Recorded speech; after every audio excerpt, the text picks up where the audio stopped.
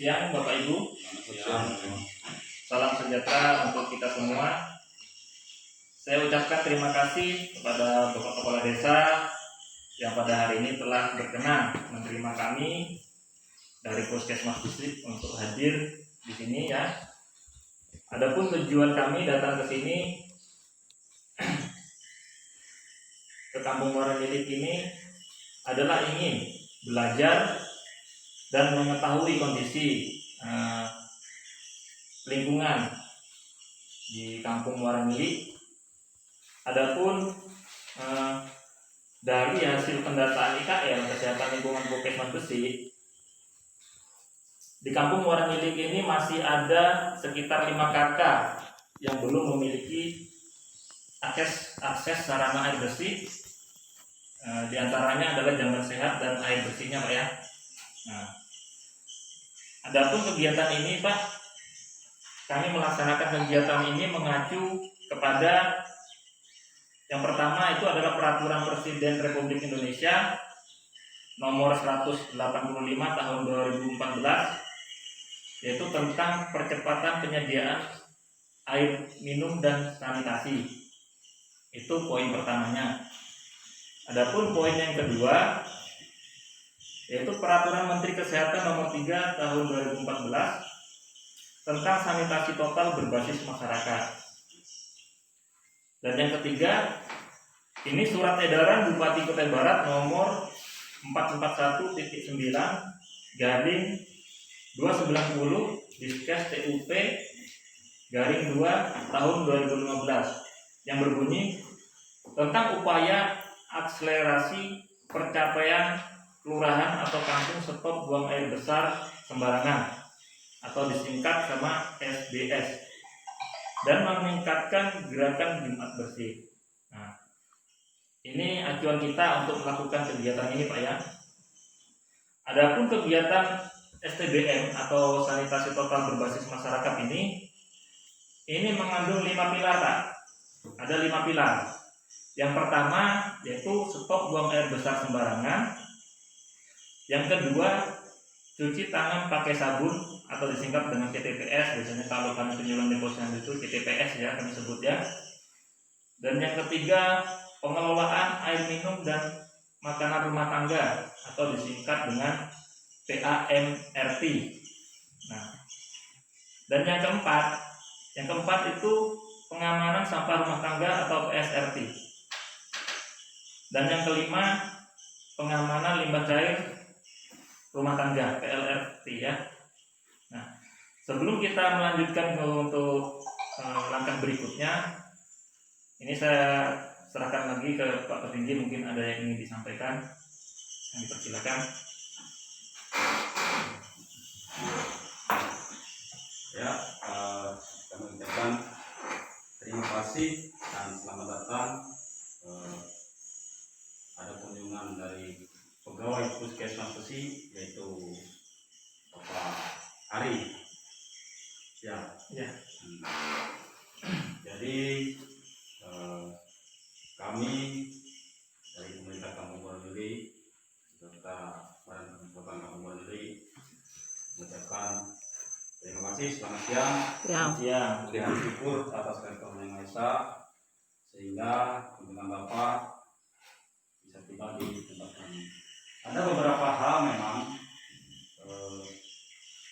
yang kami perlu ucapkan terima kasih kepada Puskesmas Gresik yang sudah selama ini melakukan tugas dengan baik, memberikan sosialisasi, pendampingan, dan termasuk kegiatan hari ini. Kegiatan untuk di Kampung Muara Milik ini masalah bagaimana kita melakukan sanitasi dan air minum, percepatan pembangunan sanitasi air minum. Air minum ini yang sudah bertahun-tahun menjadi program pemerintah sampai dengan saat ini, bahkan sampai tahun yang akan datang nanti. Kenapa air minum menjadi prioritas? Nomor satu, karena ini salah satu kebutuhan pokok agar capaian kesehatan bisa tercapai. Karena kesehatan ini yang bisa tercapai yaitu melalui fasilitas yang dibangun oleh pemerintah. Apa itu fasilitas? Salah satu penataan lingkungan, bagaimana penataan lingkungan, sanitasinya, bagaimana dengan air minumnya, bagaimana dengan jamban sehatnya, itu, dan infrastruktur yang lain yang sangat penting seperti tempat sampah itu.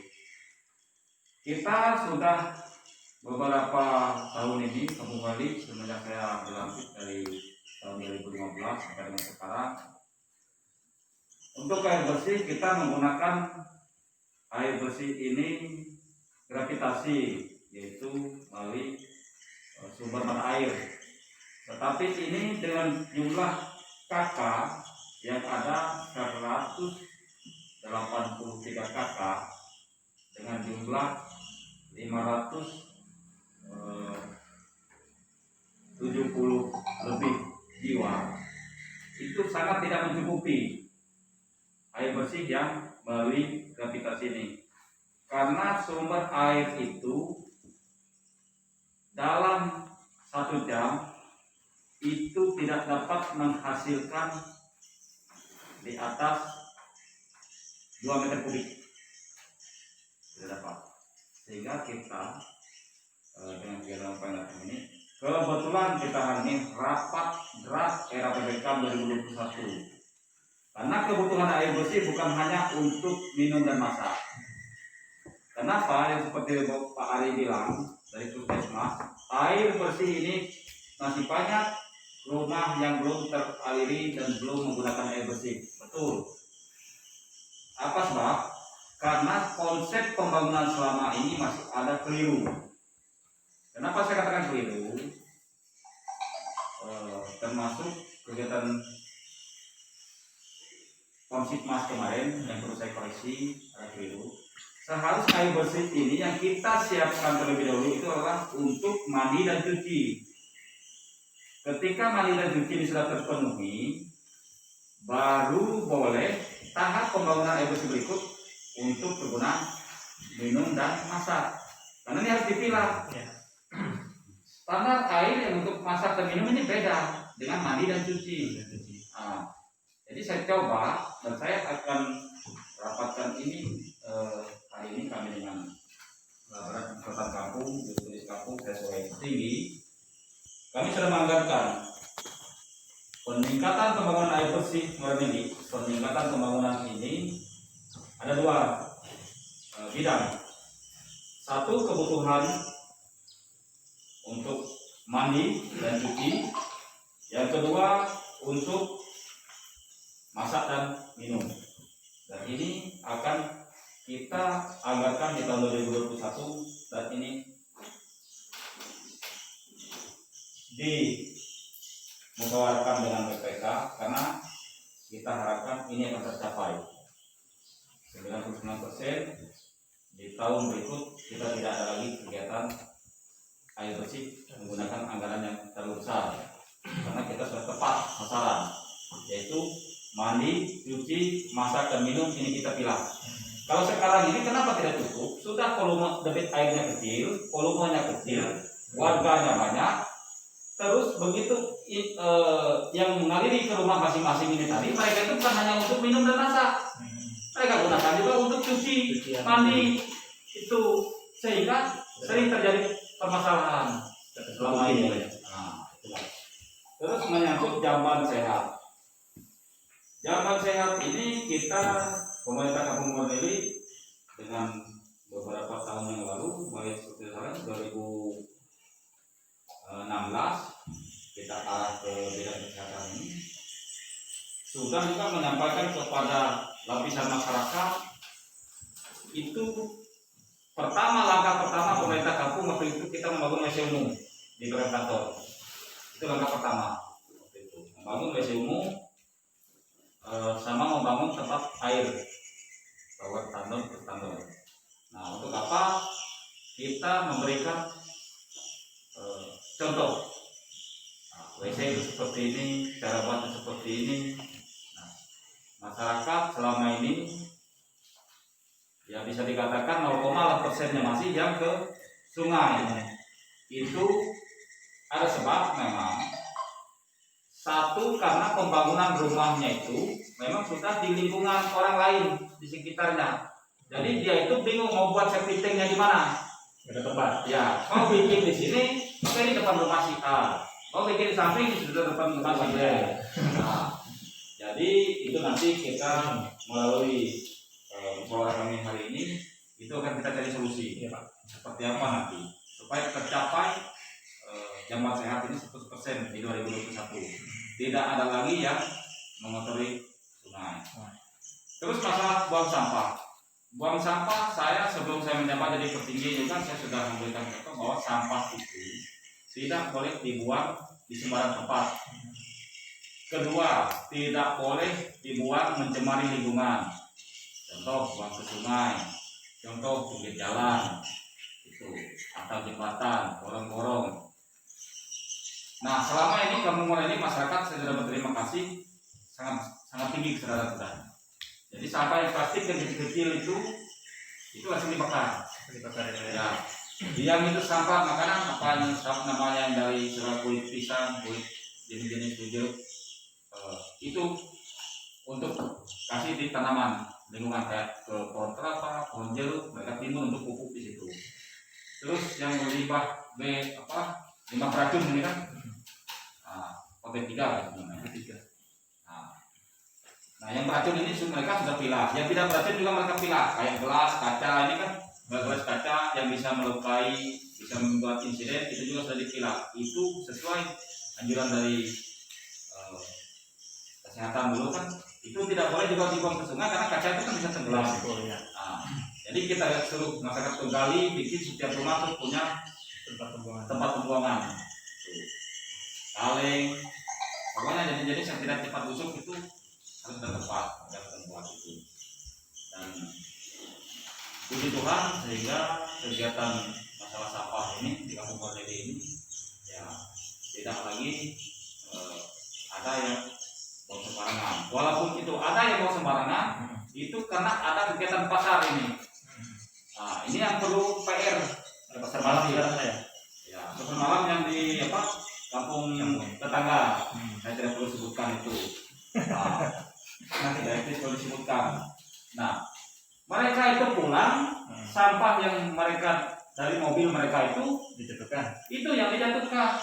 Tapi saya berupaya selama ini ingin nangkap itu belum bisa masih tuh kami dengan Dimas karena mereka kalau dijaga di tempat yang satu ini mereka pindah ke tempat lain. Tuh, jadi itulah yang bikin seolah-olah saya kampung ini ada buang sampah sembarangan. Itu bukan dari warga. Tuh, melainkan dari kegiatan pasar malam.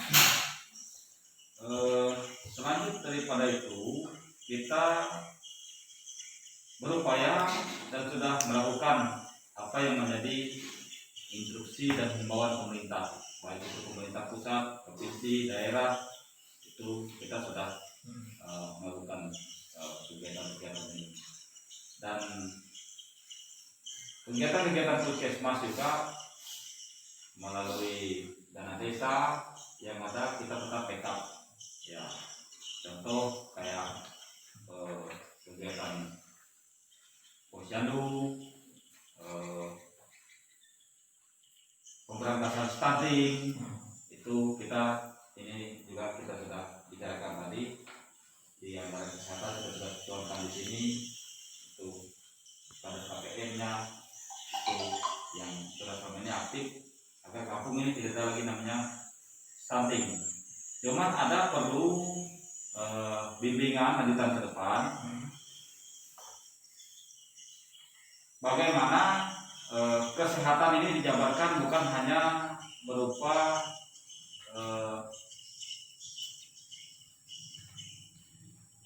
perbuatan, tapi bagaimana kesehatan ini masuk ke cara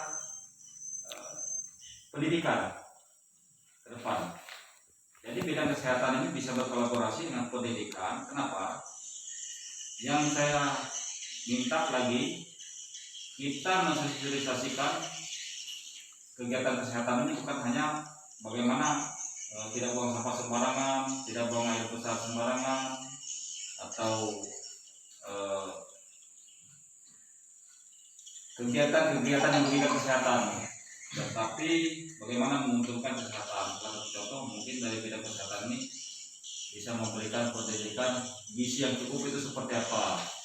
Nah, umur PAUD ini harus konsumsi gizi yang terbaik untuk anak-anak PAUD, untuk anak-anak SD ini yang perlu.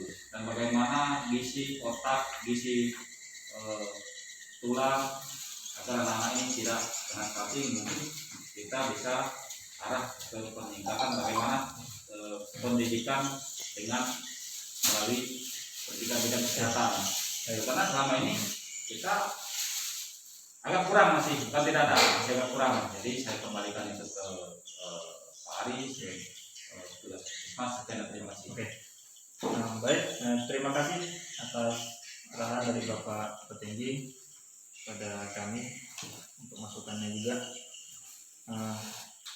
Adapun kegiatan selanjutnya adalah kita melaksanakan pemetaan kampung. Kira-kira Bapak Ibu bersedia nggak membantu kami dari Puskesmas untuk melaksanakan pemetaan kampung? Sedia. Iya. Baik, itu kegiatan kita mulai ya. Baik.